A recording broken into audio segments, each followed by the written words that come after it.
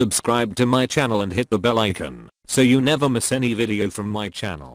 मैं आपसे एक बात कहूं, अगर आपको कई दिनों से किसी बात की उम्मीद लगी हुई हो और वो काम होते होते रुक जाए तो कितनी तकलीफ होती है, इंसान कितने दर्द से कर्ब से गुजरता है। एक मर्तबा एक आदमी मानने वाला था कि हाँ मेरे पास कोई जवाब नहीं, मैं मनाजरा हार गया। दूसरे ने कहा नहीं कुछ हो जाए, हार भी गए हो तब भी कहो कि नहीं हम नहीं मानते।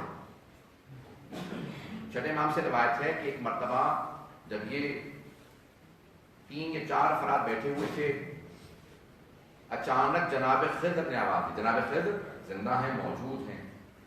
उन्होंने एक मर्तबा आने के बाद कहा कि तुम हाकिम हो? कहा मुसलमानों के खलीफा समझते हो अपने आप को? कहा तुम्हारी हुकूमत में एक बहुत पाकदामन खातून है, किसी आदमी ने उसका माल गस्ब कर लिया, क्या कहोगे उसके मुताबिक? कहा मुझे ले चलो, मैं फौरन उसका हक दिलवाऊंगा। कहा गासिब तू ही है जिसका हक गस्ब किया है, वो रसूल खुदा की बेटी है। और जैसे ही जनाब खिज़र फौरन ये कहा और गायब हो गए। जनाब खिज़र भी इमाम ज़माना की तरह से जब चाहते हैं आंखों से ओझल हो जाते हैं, गायब हो जाते हैं, नजर नहीं आते, चले जाते हैं।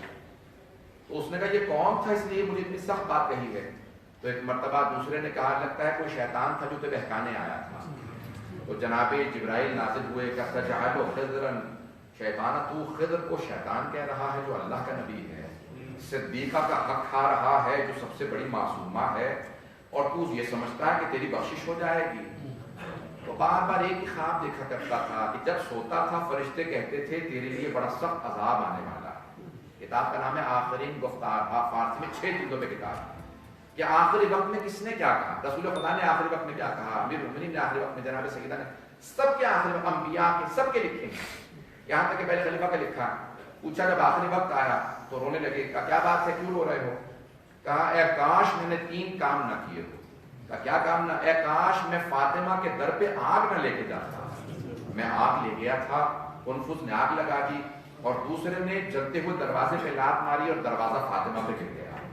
काश मैं आग लेके दरे फातिमा पे ना गया होता। जब भी सोता हूँ फरिश्ते मुझे कहते हैं कि तूने उस पर जुल्म किया है जिसका बदला खुद खुदा बंदे मुताल लेगा, खुदा तुझसे बदला लेगा।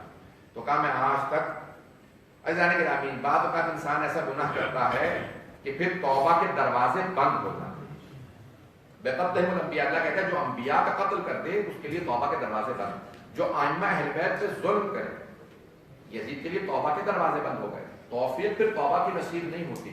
और अगर किसी ने जनाब सैयदा पे दरवाजा गिराया, हजरत मोहसिन को शहीद किया, क्या उसकी तौबा कबूल हो सकती है? जब एक मरतबा जनाब सैयदा दरबार में थी और फिर बीबी ने वहां पे जुमले गए। मैं जब ये जुमले सोचता हूँ ना यकीन माने मेरी कैफियत बदल जाती है। जिस बीबी के घर में अमीरुल मोमिनीन शेर खुदा मौजूद, हसन और हुसैन जैसे बेटे मौजूद, वो किसी से ये ना कहे कि मैं अली को बुला के ले आऊंगी, मैं हसन और हुसैन से कहूंगी मेरा बदला जरूर लें। बीबी ने एक जुमला कहा दरबार में, कहा ठीक है आज जो कुछ तुमने मेरे साथ करना था कर लिया, तुमने मेरा हक छीन लिया, लेकिन याद रखना मेरा एक बेटा मेहदी आया।